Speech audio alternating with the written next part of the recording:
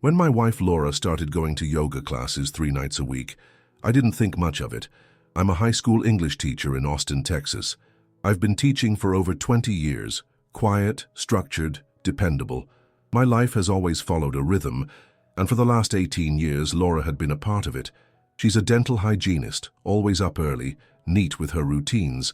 But this new yoga schedule, it threw something off. At first, I supported it. Told her it was good to have something of her own, something healthy. She seemed excited, even radiant. But a few weeks in, that glow started to feel different. Her smile before leaving felt rehearsed. Her phone, once left on the kitchen counter, now lived in her purse zipped shut. She started showering the moment she got home, often before even greeting me. I remember one night, Thursday, it stuck with me.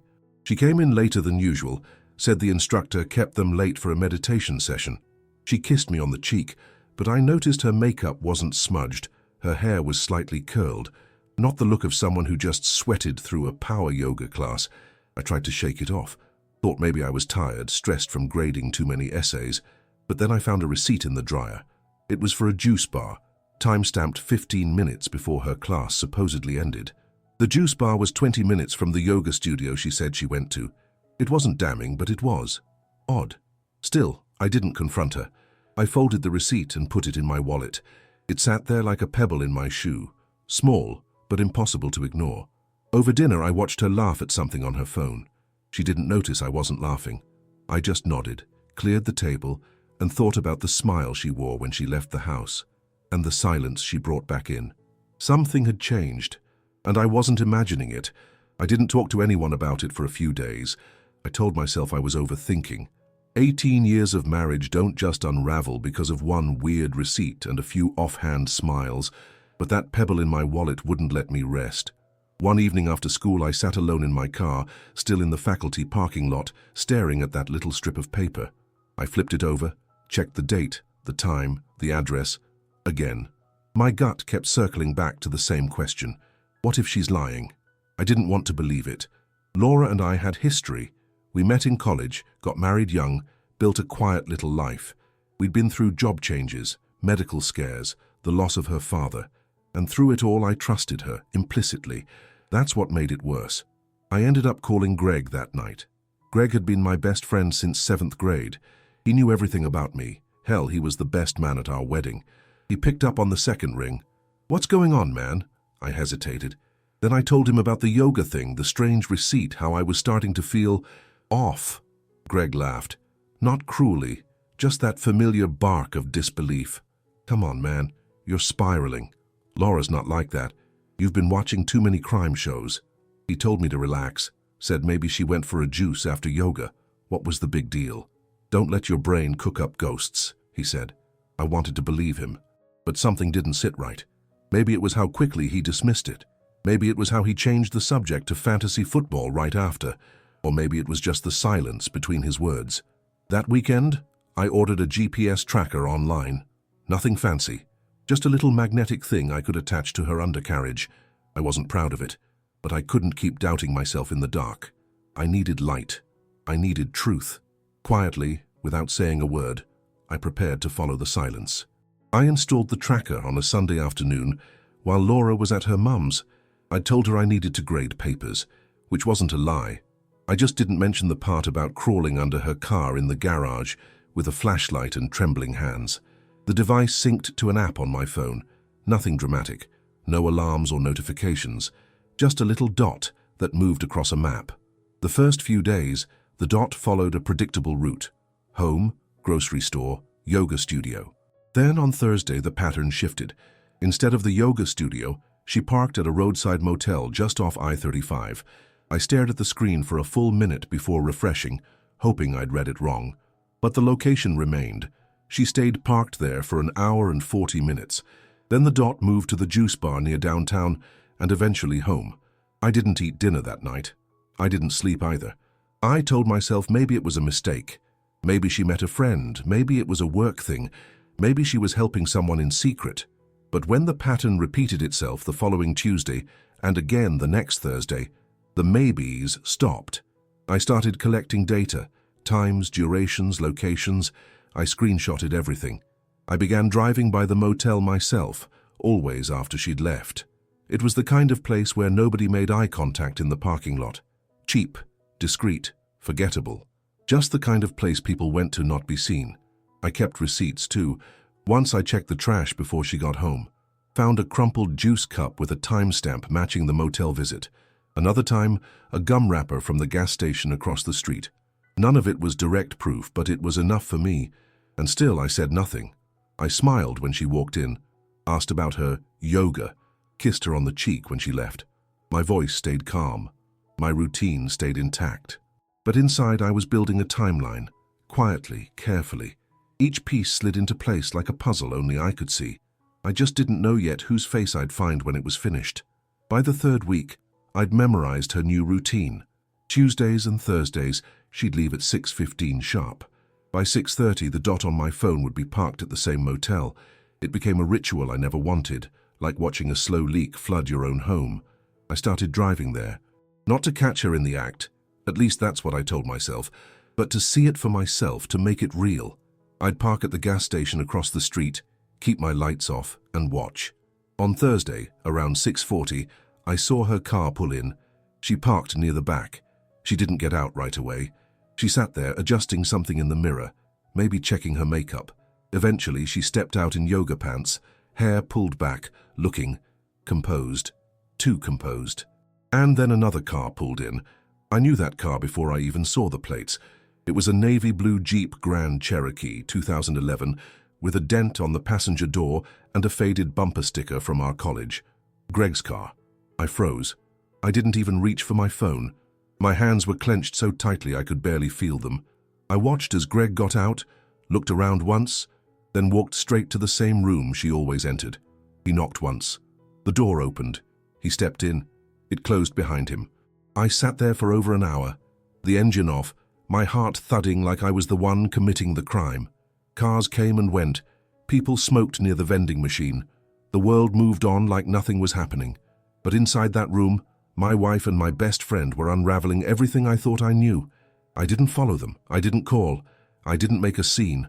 I just drove home, pulled into the driveway and sat in my car until it got dark. The porch light clicked on by itself. Laura would be home soon, and I would welcome her like I always did. I wasn't ready to act, not yet. I needed to understand how betrayal could wear such familiar faces. That weekend, Laura suggested we go to brunch. I said yes. I sat across from her at a patio cafe we used to love. She ordered eggs Benedict, extra hollandaise, just like always. She talked about a co-worker's birthday, laughed about something she saw on TV. I watched her lips move, her hands gesture, the way she brushed her hair behind her ear. I wondered if she had touched Greg like that. I nodded at all the right times, smiled when it was expected. Inside, everything was muffled, like I was underwater. I wasn't angry, not yet, just hollow, like someone had scooped out everything I thought made up my life and left the shell standing. Greg didn't call. No texts either. Not a single word from him, since I'd seen the truth. That silence hurt more than the affair. I spent most of Sunday in the garage. I cleaned tools I hadn't touched in months, rearranged boxes. I found a box labeled Greg from our college days, old photos, concert tickets, even a handwritten letter he once gave me after I got dumped senior year. He wrote, "You're my brother, man, you always will be." I stared at that line for a long time. I could have confronted them then, thrown the letter at her feet, screamed, broken something. But what would that have done? They'd lie, deny, maybe cry, maybe blame me. No, I didn't want that. I wanted something they couldn't twist, something undeniable, permanent. I remembered Laura's birthday was coming up. She'd already invited some friends for a small backyard BBQ. Greg was on the list. Of course he was. He was always on the list. That's when the idea began to form, quietly, like fog rolling in. I would host the best barbecue we'd ever had. Everyone smiling, glasses raised. And then I'd return the favor. Not with rage, not with accusations, with truth, delivered with a smile. I spent the week before the barbecue preparing like it was a holiday. Laura didn't notice anything different. She was excited, picked out string lights for the backyard, bought new napkins with little sunflowers on them. She suggested I make my ribs, the ones I always slow-cooked with applewood. I said sure. I even picked up her favorite wine. I cleaned the grill, mowed the lawn, reorganized the patio furniture. I wanted everything to look perfect. Not for her, not for Greg, for the story, for the silence that would come after. By Saturday morning, everything was ready. The meat was marinating, drinks were on ice, chairs were set in a half moon around the fire pit.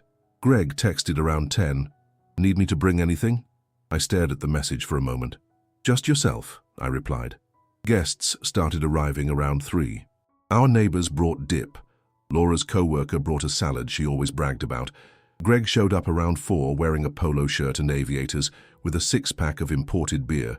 Laura greeted him with a side hug, casual, friendly, effortless. I watched them closely. There were no touches, no whispers. They played their roles well. We grilled, drank, laughed. I kept my tone light, asked Greg about his job. He talked about some project, used words like synergy and pivot. I nodded. It was almost 6 when I slipped inside and pulled the small envelope from my drawer. Inside, a few of the screenshots from the tracker app, the receipt from the motel, and a photo I'd taken through my windshield. The timestamp was clear. I returned outside and placed the envelope under my chair. Then I refilled everyone's glasses and tapped my own with a fork. "Can I say a few words?" People turned to me, smiling. I looked at Laura. She raised her glass. I looked at Greg. He nodded. I took a breath, let the moment stretch. "Thank you all for coming. It means a lot to celebrate with the people we trust the most." I saw Laura's smile freeze just a little. Greg shifted in his seat. The moment had arrived, and I was ready. I raised my glass and smiled like any grateful host. 18 years, I began, glancing at Laura, is a long time to build a life with someone. You get to know the rhythms, the habits, the small tells. Laura laughed lightly, not quite sure where I was going. "And friendship?" I continued, turning slightly toward Greg. "Some friendships go back even further. Decades, in fact. Like family." A few heads nodded. Greg raised his beer in silent agreement. "I've been lucky," I said. "A beautiful wife, a lifelong best friend. It's rare." I let the words hang for a second. Not long, just enough for the tension to twitch at the corners. So I thought I'd share a little story. Something that's been on my mind. I reached under my chair and pulled out the envelope. I held it in one hand, tapped it lightly with the other. "There's this motel off I-35. Nothing special, not the kind of place you notice, but I've noticed it. Every Tuesday, every Thursday, around 6:30. Now the laughter stopped. Laura tilted her head, confused at first.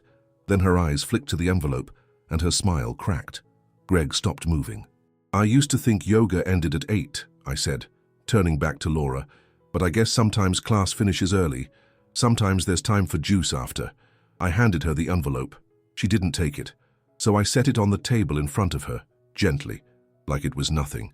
Inside it, of course, was everything. "Anyway," I continued, lifting my glass again, "to trust, to history, and to the things we eventually see when we decide to stop looking away." I drank. No one else moved. Laura stared at the envelope, her face blank. Greg stood slowly. He didn't say a word, just left his beer on the table and walked toward the gate, his steps heavy on the grass. Laura finally looked up at me, her mouth slightly open. I didn't say anything. There was nothing left to say. I sat back down and reached for a rib. Greg didn't come back. He didn't call, didn't text.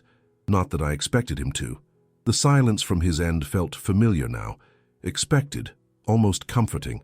He disappeared from my life the same way he entered Laura's, without warning, without hesitation, without shame. Laura, on the other hand, stayed frozen in that backyard chair for a long time after the others had left. Eventually she came inside. She didn't yell, she didn't cry, she just asked, "How long have you known?" I didn't answer. Instead, I went to the bedroom, opened the drawer by my nightstand, and handed her a manila folder. Inside were printouts, dates, photos, the full log from the tracker app. She didn't open it, just held it like it burned. "I don't know why," she whispered. "It just happened." I sat down on the edge of the bed. "You don't owe me an explanation," I said, and I meant it. There wasn't going to be a fight, no broken plates, no screaming in the driveway. That's not how I wanted it. That's not how I wanted to leave. The next morning, I emailed a lawyer I'd quietly researched a week earlier. I requested a divorce filing on grounds of infidelity, no spousal support. I had everything documented. When I handed Laura the papers 2 days later, she just nodded. There were tears, yes, but mostly confusion. I think she still expected some version of me to beg or rage or unravel, but I was past that. I let her keep the house. I moved into a short-term rental across town while I packed up my things. There was no dramatic goodbye, no final confrontation. I left the key on the kitchen counter, next to the sunflowers she'd picked out for the barbecue. She called once after that. I let it ring. There was nothing left to fix, nothing left to mourn. The betrayal had already happened. All I did was light a small, quiet match and walk away. I moved to San Antonio a week after the paperwork was finalized, found a modest one-bedroom near the Pearl District, nothing fancy but clean, with enough space for a new start. I didn't tell anyone from Austin where I was going. No goodbye drinks, no Facebook announcements, I just left. The first morning, I woke up to silence. Not the kind that presses on your chest, but the kind that breathes with you. No footsteps in the hallway, no curling iron buzzing in the bathroom, no perfume lingering in the air. Just my breath, the hum of the fridge, and light spilling through new blinds. I unpacked slowly. Books first, always the books. Then my clothes, my guitar, a few framed photos I still wanted around. I left most of the wedding stuff in boxes in storage. I wasn't ready to throw it all away, but I wasn't taking it with me either. Teaching jobs in Texas aren't hard to find if your record's clean and you have 2 decades under your belt. I picked up a position at a charter school not far from my apartment. Smaller classes, tighter budget, but the kids were sharp, and the staff didn't ask questions. They called me Mr. D. No one knew about Laura, or Greg, or the barbecue. It felt good.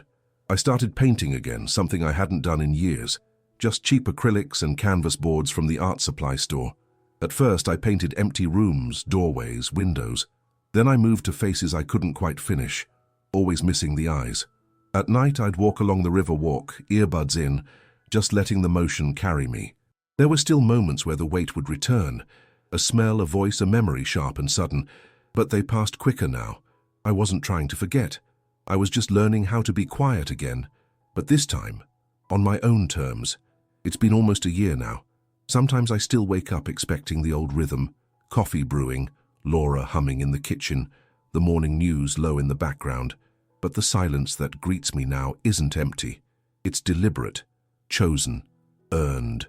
I kept the last photo of us in a drawer, the one from our anniversary in Fredericksburg standing in front of the vineyard. We looked happy. Maybe we were. Maybe she was. I don't know. I stopped asking myself what parts were real. Greg never reached out. Not once. That silence, too, was its own answer. Laura sent a letter 2 months after the divorce. Handwritten, 7 pages. Apologies, explanations, words about loneliness and feeling invisible. I read it once, folded it, placed it in the same drawer as the photo. I haven't looked at it since. People ask sometimes, colleagues, new friends, why I moved. I tell them I needed a change. No one presses. And that's fine. This version of me doesn't need to explain. I go to work, come home, cook dinner, paint when I feel like it. I'm not chasing closure. I already found it. It came the day I stopped speaking for their benefit. It came the moment I realized I didn't have to win loudly to be free. The barbecue wasn't revenge. It was release. Letting them see what they'd done without screaming gave me back my name, my face, my time. Now, I walk through the city without looking over my shoulder. I sleep deeply. I smile more often. Not because I'm pretending, but because I'm no longer pretending. Sometimes I sit on the balcony at sunset, a book in my lap, the light catching the edge of a new canvas drying behind me. And in those moments, quiet, whole, still, I understand something I didn't back then. Peace isn't what you find after the fire. It's what you choose when you walk away and never look back.